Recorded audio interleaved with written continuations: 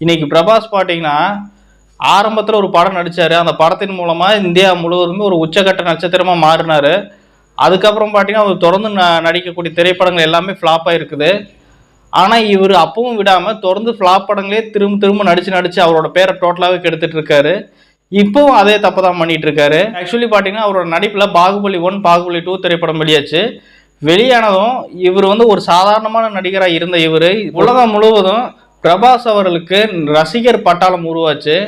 இதனால் இவர் ஒரு மிகப்பெரிய நம்பர் 1 ஒரு பேன் இண்டியா ஸ்டாராக மாறினார். பட் எல்லாமே பார்த்துட்டிங்கன்னா அந்த பாகுபலி படத்தோடையே சரி, அதுக்கப்புறம் நடிக்கக்கூடிய படங்கள் எல்லாமே பார்த்தீங்கன்னா ரொம்ப டம்மியாக இருந்தது. இவர் பாகுபலி திரைப்படத்துக்கு அப்புறமா இவர் தன்னைத்தானே என்ன நினச்சிட்டாருன்னா, நம்ம எந்த படத்தில் நடித்தாலும் சரி அந்த திரைப்படம் ஓடிடும், நம்ம நடிக்கிறனால தான் அந்த படமே ஓடுதுன்னு நினச்சிட்டாரு போல் இருக்கு.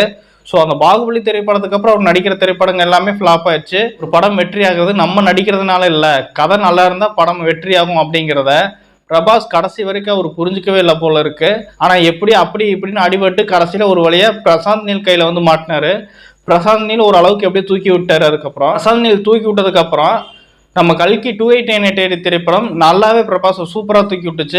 திரும்பவும் பிரபாஸ் அவர்கள் பயங்கரமான ஃபார்முக்கு வந்தாரு. ஆனா அதை அப்படியே மெயின்டைன் பண்ணணும்ல. ஆனா இவர் என்ன செஞ்சிட்டாரு, ராஜா சாப் அப்படின்னு சொல்லிட்டு ஒரு திரைப்படத்தை நடிச்சிட்டு இருக்காரு. இப்போ அந்த திரைப்படத்தோட டீசர் வெளியாகி இருக்கு.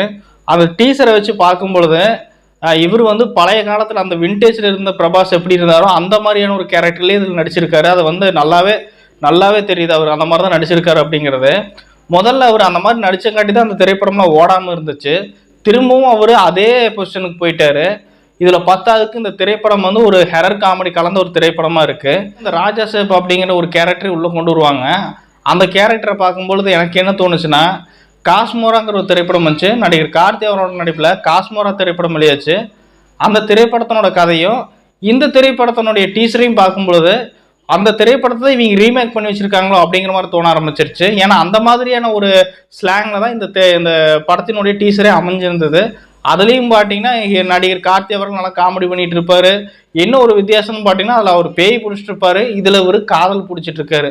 இந்த டீச்சரை பொறுத்த வரைக்கும் இவர் காதலிக்காரு அப்படிங்கிறது நல்லாவே தெரிஞ்சிச்சு. காதல்னால ஏதோ ஒரு பில்டிங்கில் போய் மாட்டிக்கிறாரு. அங்கே ஒரு பேய் இருக்குது. அந்த பேய் பின்னாடி போகும்பொழுது அதுக்கப்புறம் இவர் ஒரு மிகப்பெரிய ஒரு ராஜாவை சந்திக்கிற மாதிரி பழங்காலத்து கதைகளை உள்ள வர மாதிரி அப்படி கொண்டு போகிறாங்க. சேம் கான்செப்ட் தான் அதுவும். அதில் பேய் பின்னாடி சுற்றிட்டு இருப்பார். ஒரு பேய் பின்னாடி சுற்றிட்டு வரும்போது ஒரு பில்டிங்கில் மாட்டுவார். பில்டிங்கில் அந்த பேயோட கதையை வச்சு பார்க்கும்பொழுது அதுக்கப்புறம் அந்த பேய் ஒரு பெரிய ராஜா அப்படிங்கிற மாதிரி சொல்லுவாங்க. ஸோ அந்த மாதிரி தான் இதுவும் இருக்குது. ஸோ ஒரே குட்டையில் விழுந்த மட்டையில தான் திரும்ப எடுத்துட்டு இருக்காங்க அப்படிங்கிறது இந்த ஒரு டீசரை வச்சு நல்லாவே தெரியுது.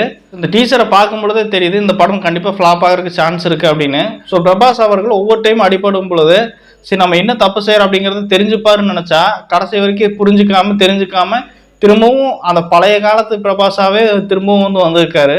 நீங்கள் இந்த ராஜாசேப் படத்தினுடைய டீசரை பார்த்துருந்தீங்கன்னா எப்படி இருக்குன்னு கமெண்ட் செக்ஷனில் சொல்லுங்கள். மறக்காம என்னோட சேனலை சப்ஸ்கிரைப் பண்ணுங்கள். நான் அடுத்த ஒரு வீடியோவில் உங்களை சந்திக்கிறேன். நன்றி, வணக்கம்.